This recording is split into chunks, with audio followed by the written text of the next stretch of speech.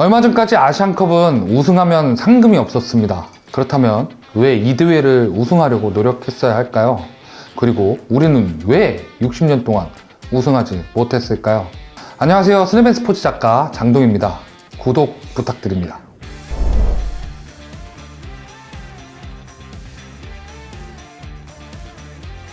아시안컵은 68년 역사를 가진 아시아 최상위 국가 대항전입니다. 남미의 코파 아메리카나 유럽의 유로피언 챔피언십과 동급의 지위를 가진 아시아 대륙의 대표적인 토너먼트죠. 초창기에는 10개국 미만의 팀들이 출전해서 겨루는 대회였지만 2000년대 들어서 다른 대륙 토너먼트와 비슷하게 16개국이 출전한 토너먼트로 발전했고 2019년 대회에 이르러서는 24개국이 출전하는 규모로 더욱 커진 대회가 됐습니다. 이런 아시안컵이 사실 상금이 없었습니다. 월드컵이나 유로만 해도 참가하면 참가팀에게도 참가비 명목에 상금이 경기별로 지급되고 성적에 따라 차등적으로 성과에 대한 상금이 있습니다. 하지만 아시안컵은 그런 상금이 아예 없었습니다. 참가국이 직접 예산을 짜서 참여하고 우승이나 개인상에 따른 시상은 있지만 그에 따라오는 상금이 존재하지 않았습니다. 다만 2015년 아시안컵까지만 해도 우승을 하면 대륙을 대표로 참가하는 대회인 피파 컨페더레이션스컵 출전 점차 참여하는 팀들이 선수단을 2군 위주로 꾸리는 일이 많아지면서 실질적으로 대회의 중요성이 경시됨에 따라서 2017년 러시아 컨페더컵을 마지막으로 피파는 폐지를 결정했습니다. 그거 말고는 아시안컵은 정말 줄 수 있는 것이 아시아 최강이라는 영예로운 칭호 말고는 없는 대회였습니다.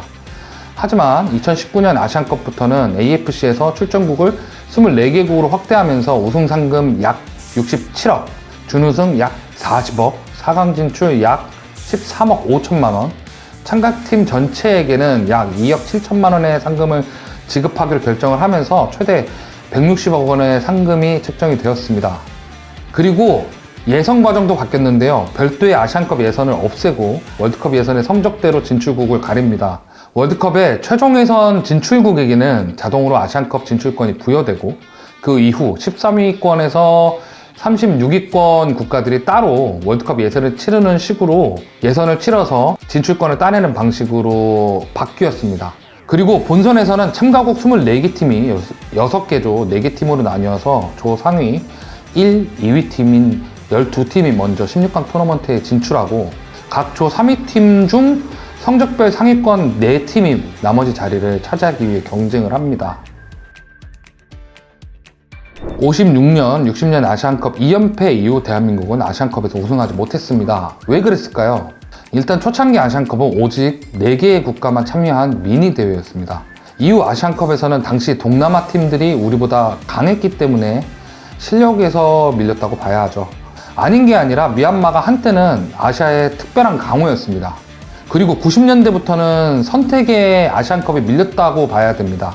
즉, 대한민국이 월드컵에 진출하고 올림픽에 진출하기 시작하면서 집중을 세계대회 성적에 더 힘을 실었다라고 봐야 합니다. 왜냐하면 당시 아시안컵의 개최 시기가 2004년까지는 올림픽과 겹쳤기 때문에 주요 어린 선수들이 올림픽 대표팀으로 빠지고 와일드카드로 대표팀 고참에 빠지거나 하는 상황이 굉장히 많았기 때문이죠. 또 하나의 원인은 협회의 방심 혹은 방관적인 태도도 문제였습니다. 92년에 열린 일본 아시안컵에서는 본선조차 가지 못했는데요. 지역 예선에서 탈락하는 바람에 가지 못했습니다. 당시에 협회 축구인 출신 행정가들이 아시안컵 지역 예선에 실업팀과 대학팀 선수들을 선발한 B팀 대표팀으로 지역 예선을 나갔습니다. 당연히 상대는 A팀이 나왔고요. 태국에 밀려서 본선에 가지 못했습니다. 96년 아시안컵도 마찬가지입니다. 94년 미국 월드컵이 긍정적으로 끝난 이후 대표팀을 방치하고 여러 감독들에게 대표팀을 돌려막기 하다가 박종환 감독 체제로 대회에 나가서 8강에 이란을 만났습니다. 하지만 이란에 2대6으로 대패를 했고 이 과정에서 선수단과 박종환 감독과의 불화설 루머까지 나오면서 속은 엉망진창이었다는 것이 드러났습니다. 그리고 2000년대 들어서는 계약이 월드컵 위주의 감독 선임이 문제인데요. 감독들의 임기가 월드컵에 맞춰져서 종료되다 보니까 신인 감독은 부임하고 반년도 안 돼서 바로 아시안컵을 맞이합니다. 11년 카타르 아시안컵의 조광래 감독, 15년 호주 아시안컵의 슈틸리케 감독, 19년 아랍에미리트 아시안컵의 벤투 감독 역시 대표팀 부임 후 이듬해 초 아시안컵에 나갔습니다. 그나마 클린스만 감독은 2023년 3월에 부임해서 그래도 10경기 넘게 합을 맞춰보고 나가는 편이지만 그것조차도 원래 2023년에 열릴 대회가 개최국 중국이 개최권을 반납하면서 다른 개최국을 찾고 시스템을 준비하기 위해 대회가 연기되면서 그런 것이지, 아니었다면 클린스만 감독도 지난해 9월에 이미 아시안컵을 치르고 있었을 것입니다. 아시안컵에 우승해야 한다고 말하고는 있지만 실전적으로 긴 호흡으로 만든 팀이 나가지 못하는 상황이 계속되는 역설적인 일이 벌어지고 있기 때문에 몇몇 축구인들 사이에서는 대표팀 감독의 임기를 월드컵이 아닌 아시안컵을 기준으로 정해야 하는 것이 아닌가라는 이야기도 나오고 있는 실정이죠. 아시아의 호랑이, 이것이 대한민국 대표팀의 별명인데요. 월드컵이나 올림픽에서 거둔 성적보다 대회에서 활약하는 선수들의 퀄리티는 아시아에서 최강에 가까울 정도의 지위라고 생각을 합니다. 하지만 결국엔 우승컵을 차지하지 못한다면 그저 잘한다는 구전에 가까운 이야기만 전해질 뿐 추억을 할 수 없을 거라고 생각을 하는데요. 그래서 지금 대한민국에게는 아시안컵 트로피가 필요하다고 생각을 합니다. 지금까지 스냅앤스포츠 장동기 작가였습니다.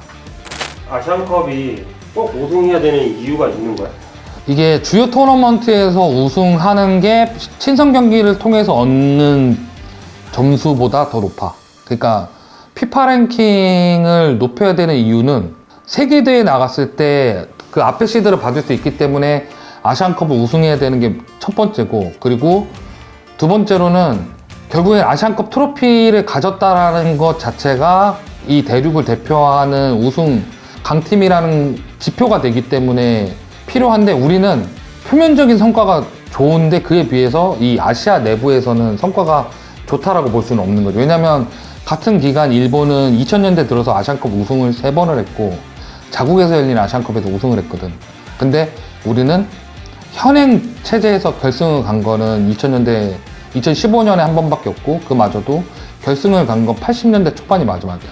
어느 정도 아시아 축구계에서나 세계 축구계에서 안정적인 지위를 확보하는 정치적인 이유, 그리고 월드컵 같은 토너먼트에서 우리가 조금 더 나은 환경에서 경기할 수 있는 이유를 들어서 피파 랭킹을 더 높은 상황에 확보를 하기 위해서는 아시안컵 우승이 필요하고, 왜 아시안컵 우승이나 이런 피파 랭킹에 대한 이야기를 할 수밖에 없냐면 실제로 벤투 감독이 굉장히 전적 관리를 했던 이유 중에 하나가 우리가 카타르 월드컵에서 3포트로 가는 거랑 4포트로 가는 거랑은 다른 거였거든. 왜냐면 3포트는 우리가 2개 팀이 있는 상태에서 조에 들어가는 거고, 그러면 4포트에 있는 약한 팀이 우리 조에 들어올 수 있다는 얘기였고, 4포트로 들어가면 이미 완성되어 있는 조에 우리가 약체로 들어가는 상황이거든. 이 상황은 우리한테 결코 긍정적이지 않거든. 그래서 우리한테는 반드시 아시안컵 우승이 필요하다, 이렇게 얘기를 할 수 있는 거겠지.